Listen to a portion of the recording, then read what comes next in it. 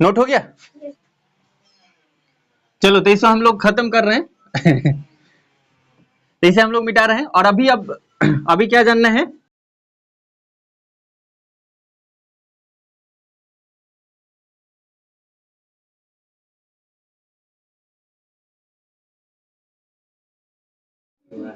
चलो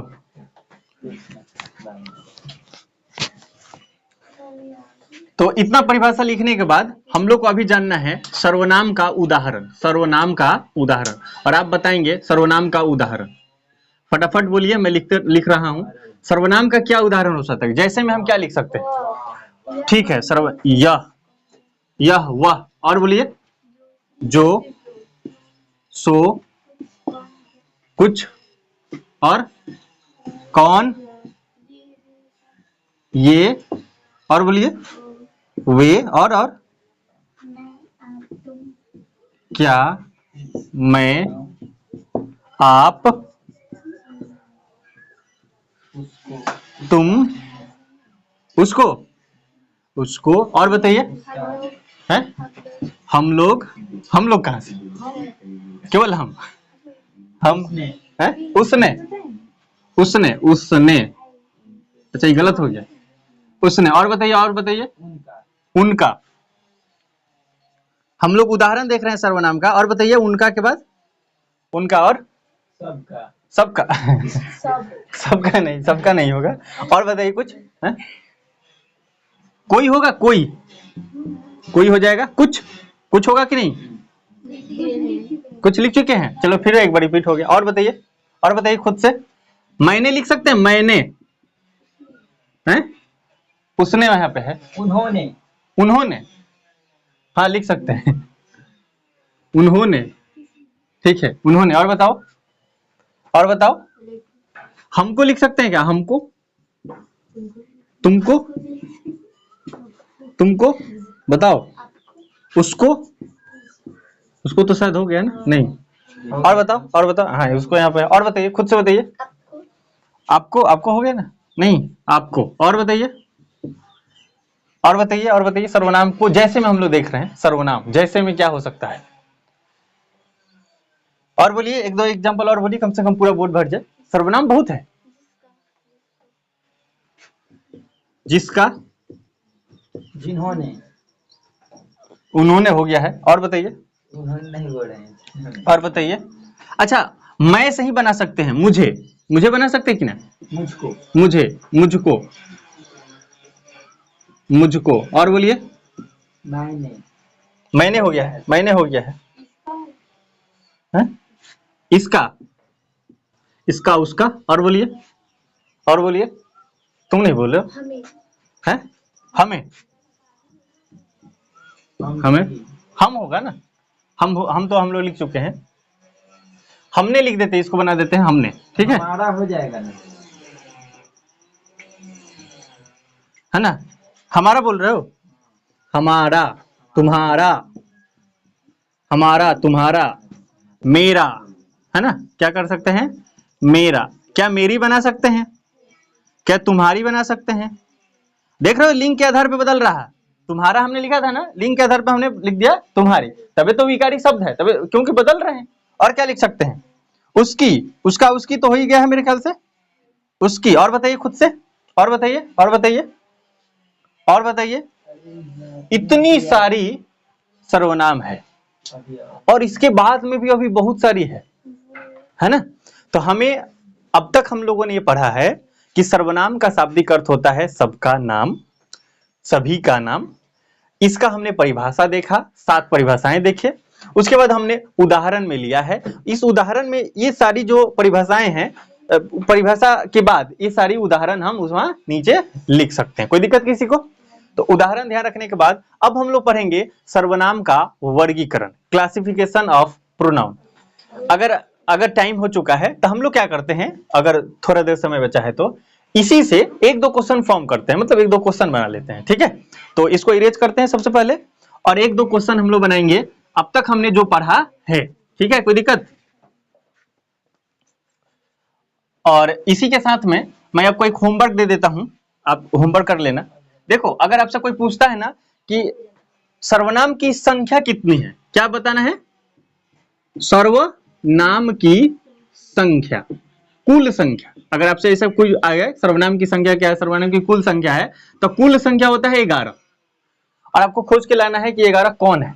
एक्चुअल में सर्वनाम का जो संख्या है वो पूछा जाता है मौलिक सर्वनाम की संख्या, लेकिन मौलिक सर्वनाम शब्द ना आकर ये डायरेक्टली भी पूछ लिया जाता है कि सर्वनाम की संख्या कितनी है, तो हमें 11 ही बोलना होता है। और सर्वनाम के भेद कितने हैं, तो 6 बोलना होता है। एक्चुअल में जब हम सर्वनाम का वर्गीकरण पढ़ेंगे तो पता चलेगा कि सर्वनाम के भेद 2 भी होते हैं, 6 भी होते हैं, और संख्या कितनी होती है? 11। अगले क्लास में हम लोग देखेंगे ये सभी बातों को, पर आपको ये जरूर करके लाना है होमवर्क कि सर्वनाम की संख्या 11 होती है, वो कौन कौन है।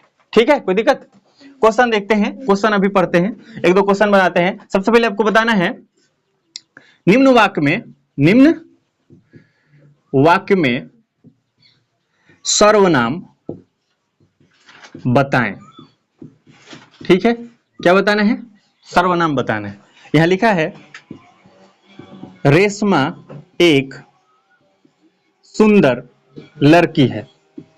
आपको बताना है कि इसमें सर्वनाम कहां है, सर्वनाम कहां है, बताना है सर्वनाम कहां है। बताइए, रेशमा एक लड़की है, इस वाक्य में सर्वनाम क्या है? सर्वनाम इसमें, इस वाक्य में रेशमा एक लड़की है, इस वाक्य में सर्वनाम बताना है।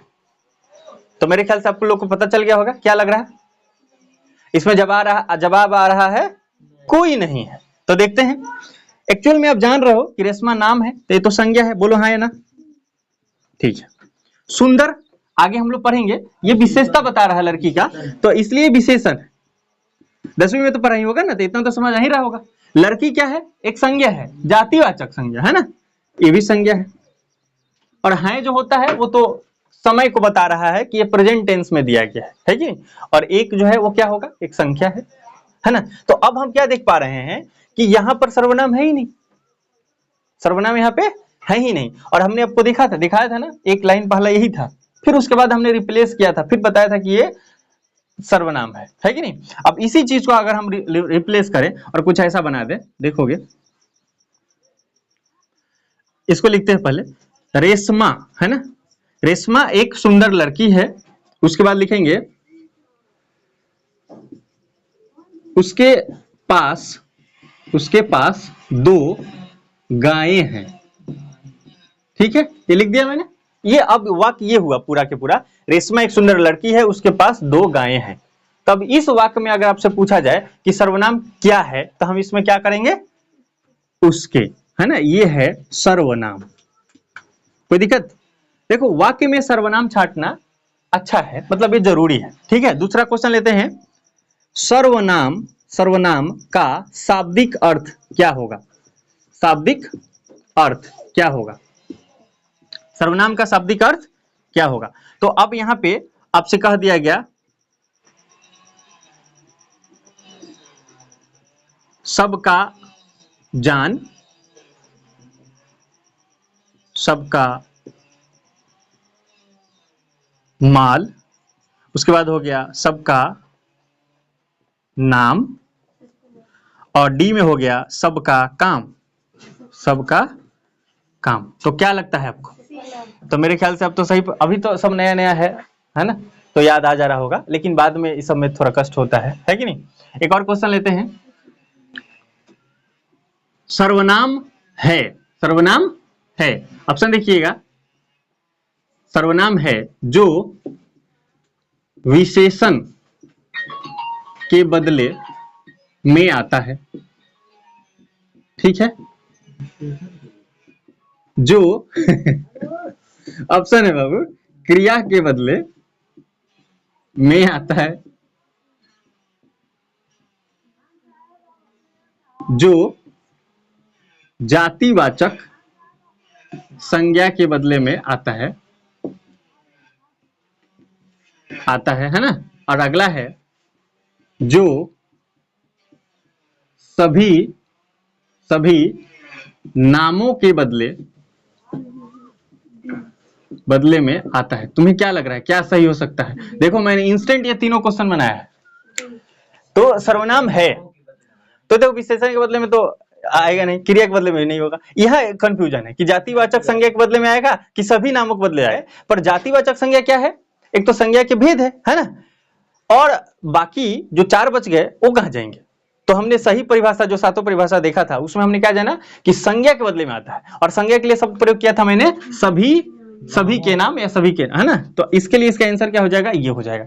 इस टाइप के क्वेश्चन आपके स्टडी मटेरियल में एक क्वेश्चन जरूर मिलेगा, आप एक बार उसको पढ़ना, रीड करना, ठीक है।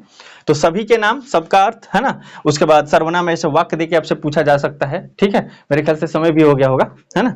तो इस क्लास को अब स्थगित करते हैं। अगले क्लास में हम लोग पढ़ेंगे सर्वनाम का वर्गीकरण। मिलते हैं अगले क्लास में, तब तक आप जम के पढ़ाई कीजिए, और यदि आप चैनल पर नए हैं तो चैनल सब्सक्राइब कीजिए और अपने दोस्तों को जरूर शेयर कीजिए, इससे मोटिवेशन मिलता है। जय हिंद, जय भारत।